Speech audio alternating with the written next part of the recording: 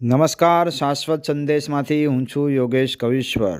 રાજકોટમાં કોરોનાની એન્ટ્રીના પગલે અમરેલી જિલ્લામાં પણ વહીવટી તંત્ર દ્વારા તમામ પ્રકારની તૈયારીઓ કરવામાં આવી છે।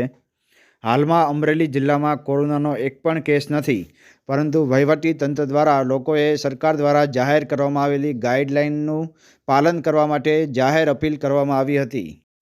અમરેલીના કલેક્ટર અજય દહિયાએ જણાવ્યું કે હાલમાં અમરેલી જિલ્લામાં ચિંતાનો વિષય નથી, પરંતુ સરકાર દ્વારા કોરોના માટે ગાઈડલાઇન જાહેર કરવામાં આવી છે। લોકો દ્વારા તેનું પાલન કરવામાં આવે તે આવશ્યક છે। અમરેલી જિલ્લાની પરિસ્થિતિ પર નજર કરીએ તો કોરોના માટે હાલમાં જિલ્લાની 16 હોસ્પિટલમાં 706 ઓક્સિજન સહિત 815 બેડની વ્યવસ્થા છે, પરંતુ લાંબા સમયથી જિલ્લામાં કોરોનાનો એક પણ કેસ નોંધાયો ન હોવાના કારણે હાલમાં તમામ બેડ ખાલીખમ પડ્યા છે।